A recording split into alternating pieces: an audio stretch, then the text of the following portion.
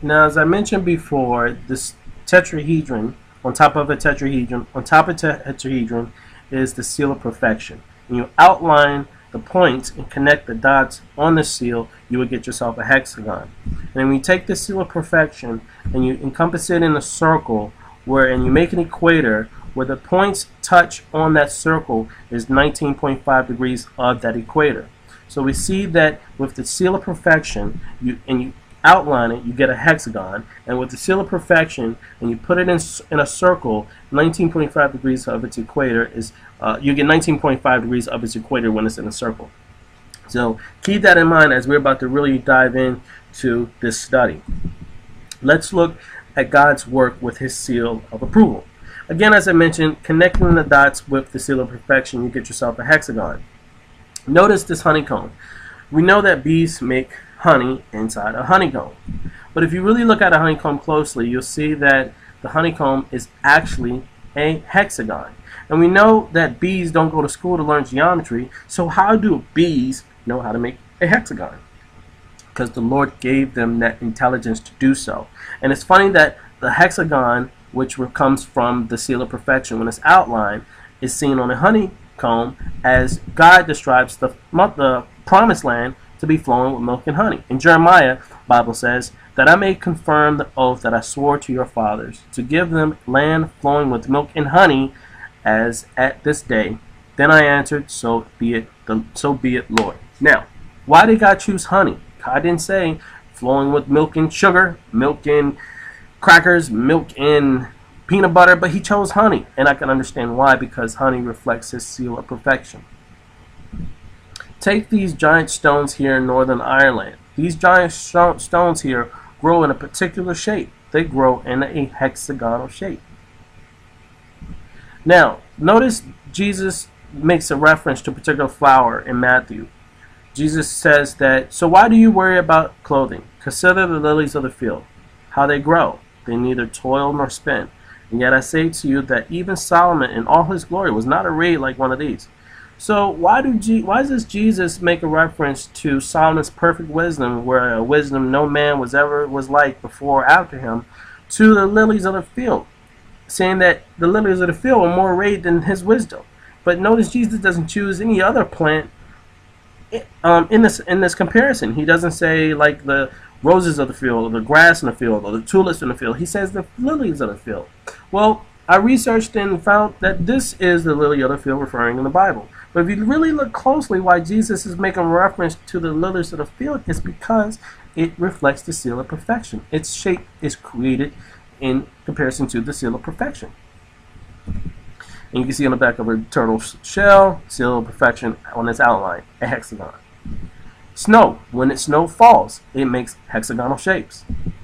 The eye of a fly has hexagon shapes. But the Lord didn't just create Earth and what's in it. He also created planets. Take Saturn, for example. If you look on the top of Saturn, what you actually see on its crown is a hexagonal shape.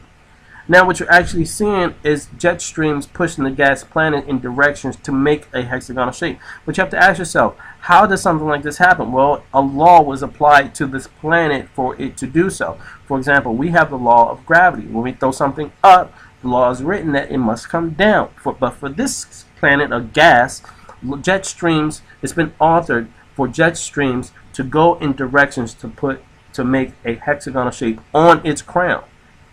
And again, that reflects the seal of perfection when it's outlined. Take the sun. God said, let there be light, and there was light. Take the sun. Now, if you actually look at the sun, and you go back to the study of the seal of perfection in a circle, and when you make an equator, and where the points touch is 19.5 degrees to its equator, and you put that same seal inside the sun's hottest spots are 19.5 degrees of its equator.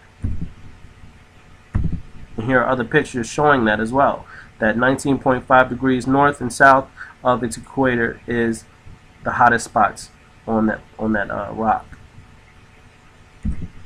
Here's Jupiter.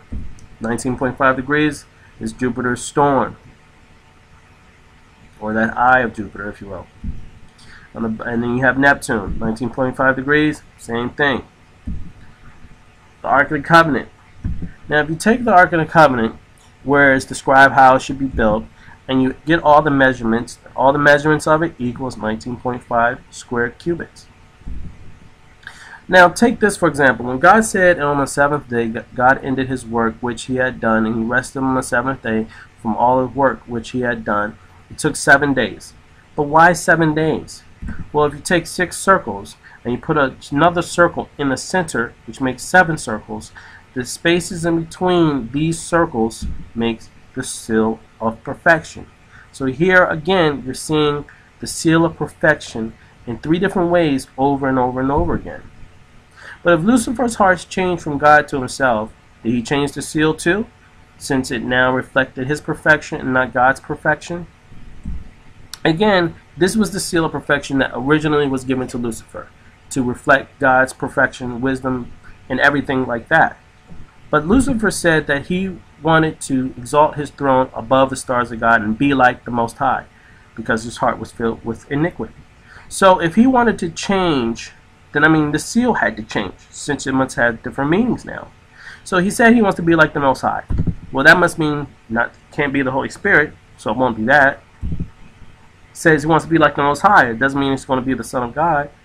So it must mean he wants to be like God himself, which is the isolated one component tetrahedron as opposed to the one on top of another tetrahedron. He wants to be God. But a tetrahedron is made up of 3 different sides, if you notice. Okay? Now, these 3 different sides reflects the tetrahedron. But Lucifer said he wants to be above the stars of God, which means he has to be above 3, which is 4. So if you want a 4-sided shape, you would get this symbol here. But notice about this shape with 4 sides. Okay? We see that the seal of perfection started off as such to the left, which then evolved to Lucifer wanting to be like God, which is the tetrahedron in the center, which then changed to Lucifer wanting to be above God, above the stars of God. Keep these 2 symbols in the center and on the right, keep them in mind in this Bible study, because these 2 symbols now reflect Lucifer as he is now, today, as Satan, wanting to be God and wanting to be above God. Now, if you notice, where have we seen this seal before with the 4 shapes? Here's an aerial view of some structures where we've seen it. And if you look closely, you'll see that it's actually pyramids in Egypt. His seal, the one above God, the pyramid, is blasphemous compared to the tetrahedron that was originally given to him to identify God. And we've seen these pyramids in South America as well as Egypt. And if you notice something quite particular with the pyramids in South America, and the base part of the Mayan pyramids in South America is a snake head. Now, the snake head is quite remarkable for its engineering aspects, but this is something I want you to pay attention to.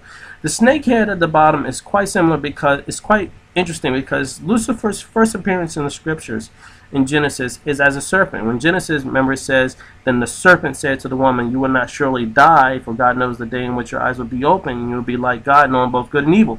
So here's the bottom of this temple, the bottom of this pyramid is a snake head. Now, what's really remarkable is that the engineers of this pyramid, they built it so that when the sun rises, it hits the corner of the steps, making a snake body as the shadow. So as the sun goes from east to west, the snake body will then move, or the shadow of the shadow on the side of the pyramid will move, where the bottom of it is the snake head. And remember where it says, "O Lucifer, a son of the morning," so you can see the comparison between the pyramid built with the snake head that has a snake body that you can only see when the sun is rising and as it sets, as Lucifer is also called the son of the morning. So again, as I said, there's pyramids in Egypt, pyramids in South America, which are similar to the pyramids in China, which are similar to the pyramids in Mexico. It's compared to the pyramids in Sudan and Africa. It's compared to the pyramids in Japan. And here's a face that I just want to mention, and we'll come back to that later, but I just want you to see that there's these megalithic stones underwater in Yonaguni Island, where you see these giant steps and these giant faces. And we see pyramids also in Bosnia. And we also see when the pyramids in Bosnia, there's actually several of them. I believe they're called the Pyramid of the Sun and the Moon and the Pyramid of the Dragon, and that when you connect them, they make perfect equilateral triangle, which goes back to the symbol, the seal of perfection, which reflected God, or the one that where Lucifer said he wanted to be like God. The single part of the seal of perfection, not the three parts, but just the part in itself. Here's another map of a geographic location where we see a series of pyramids together, along with another face as well. There's a close-up of one of those pyramids. Right? 5 triangles together makes a star in the middle, where it makes a pentagon. And we see these pyramids again. Here's a close-up of it where it makes these 5 triangles makes the shape of a pentagon. Okay. And again, from the pentagon, you can also make a star inside of it, which is a pentagram. And here we see some more above the Stars of God pyramids, not tetrahedrons, and another face. And also you see some more. And here's a close-up of the pyramids in this geographic location. And again, this is similar to what you see like the aerial view of Egypt. Here we see some structures of circles within circles within circles within circles. And we also see in the structure they call the Inca City. And this Inca City is similar to the right temples that was found in Egypt. And do you know where these pyramids and these star structures were found? On the place of the fiery stone, Mars. The mist. Here's how we know this. God mentioned that the fiery stone was in the mist. He also brought fire from that mist to destroy Satan's kingdom, his work. So fire and the fiery stone dwells in the mist. What or where is this mist? Well, let's read again. In the beginning, God created the heavens and earth. The earth was without form and void. Darkness was over the face of the deep. And the Spirit of God was hovering on the face of the waters. And God said, "Let there be light." And there was light. And God saw that there was light, and the light was good. And he divided the light from the darkness. He called the light day, and the darkness he called night. So in the evening and the morning were the first day. Then God said, "Let there be a firmament in the midst of the waters, and let it divide the waters from the waters." Thus God made the firmament and divided the waters which were under the firmament from other waters, and which were above the firmament, and it was so. And God called the firmament heaven. So in the evening and the morning were the second day. Now, in the creation of the world, God called the firmament to be in the mist. So that mist is space. That firmament was the firmament is an ice-like atmosphere that once covered the whole earth, and that mist is in space. And see again, it says, "Let there be a firmament," which is that crystalline atmosphere, and it was in the mist, which is the space, and let it divide the waters from the waters. So we understand that the mist is in space. And though God placed Satan on the mountain of God, it wasn't enough that Lucifer had a secret dwelling place called the mist of the fiery stone. He walked back and forth in the mist, space, of the fiery stone, Mars. But what was Satan doing in a place in the midst of the fiery stone? As we studied before, an abundance of trading and building sanctuary to defile himself. So we understand that the only thing that could be called a fiery stone in the planet, in the solar system, is a rock called Mars. Because we know that the mist is space.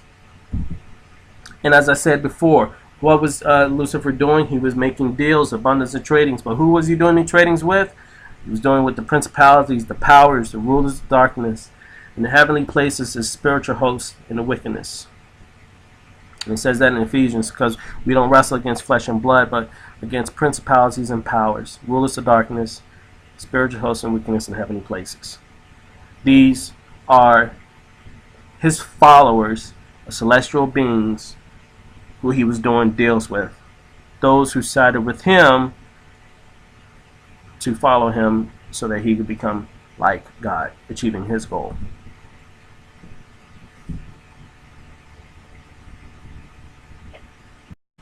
Notice this honeycomb.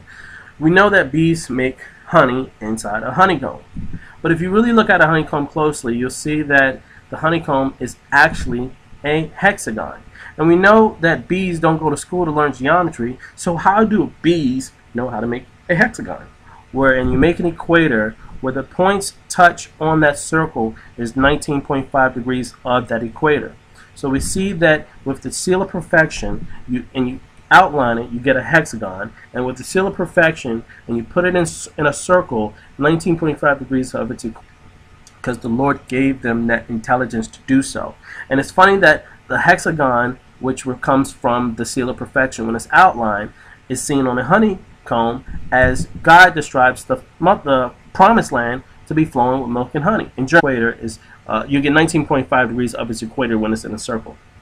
So keep that in mind as we're about to really dive into this study. Let's look at God's work with his seal of approval. Again, as I mentioned, connecting the dots with the seal of perfection, you get yourself a hexagon. Now, as I mentioned before, this tetrahedron, on top of a tetrahedron, is the seal of perfection. When you outline the points and connect the dots on the seal, you would get yourself a hexagon. And then when you take the seal of perfection and you encompass it in a circle,